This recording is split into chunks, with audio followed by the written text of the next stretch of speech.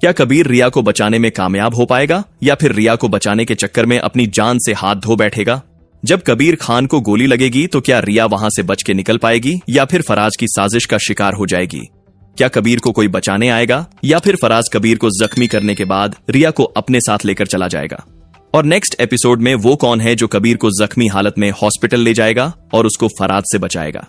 आज की video start करने से पहले आपसे छोटी सी रिक्वेस्ट है, अगर अभी तक आपने हमारे चैनल को सब्सक्राइब नहीं किया तो अभी कर लें ताकि इस तरह की कोई भी अपडेट आप मिस ना करें। ड्रामा सीरियल मन मस्त मलंग की नेक्स्ट एपिसोड बहुत ही ज्यादा धमाकेदार होने वाली है, क्योंकि नेक्स्ट एपिसोड में आप देखने वाले हैं कि फराज शादी के लिए मान जाएगा क्योंकि उसके पास और कोई रास्ता बचा नहीं है। लेकिन अब फराज बहुत बड़ी गेम खेलने जा रहा है रिया और कबीर दोनों के साथ, जिसकी वजह से वो जो चाहता था उसे करने में उसके लिए और भी आसानी हो जाएगी। नेक्स्ट एपिसोड में आप देखेंगे कि रिया और फराज की शादी एक हफ्ते में तय हो जाएगी और फराज अपनी मक्कारी से कबीर को सबके सामने झूठा साबित कर देगा, जिसके बाद हम देखेंगे कि शादी की डेट फाइनल होने के बाद रिया कबीर को कॉल करेगी और उसको कहेगी, तुमने तो बोला था कि फराज शादी करने से भाग जाएगा, लेकिन उसे तो कोई ऐतराज नहीं है इस शादी से, इसका मतलब तुम झूठे साबित हो गए कबीर। जहां पर हम देखेंगे कि रिया की ये बात सुनकर कबीर बहुत परेशान हो जाएगा और रिया को बोलेगा, रिया तुम मेरी बात का यकीन करो, जरूर फराज की इसके पीछे कोई साजिश है। अगर उसने शादी के लिए हां कर दी है तो इसका मतलब है कि वो जरूर तुम्हारे साथ कोई गेम खेलेगा, तो तुम इस शादी से इनकार कर दो, क्यों अपनी जिंदगी तबाह करना चाहती हो? जहां पर रिया जवाब देगी, बस बहुत हो गया कबीर, तुम सिर्फ इल्जाम लगा सकते हो, साबित नहीं कर सकते, तुम्हारे पास कोई सबूत तो है नहीं, तो कैसे मैं और मेरी फैमिली तुम्हारी बात पर यकीन करें? अब मेरी शादी फराज से ही होगी, और हां तुम मेरी शादी में जरूर आना, तुम्हें दुल्हन खुद इनवाइट कर रही है।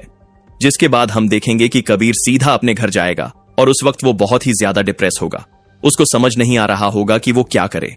वहां पर महाबीना जब कबीर को देखेगी तो वो बोलेगी, कबीर क्या हुआ, तुम इतने ज्यादा परेशान क्यों हो?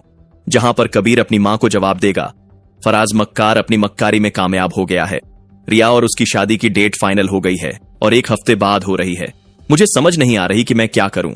जहां पर उसकी मां बोलेगी, तुम इस मोहब्बत के लिए क्यों तड़प रहे हो जिसे तुम जला चुके हो? कबीर छोड़ो ये सब, उसकी अब शादी हो रही है, होने दो, तुम अपने बारे में सोचो और आगे बढ़ो। जहां पर हम देखेंगे कि कबीर अपनी मां को बोलेगा, मां मैं अब आगे नहीं बढ़ सकता, उसको भूलना इतना आसान नहीं है, मैं कुछ भी करूंगा लेकिन रिया की शादी उस मक्कार शख्स से नहीं होने दूंगा। जिसके बाद हम देखेंगे कि शादी के दिन रिया किडनैप हो जाएगी।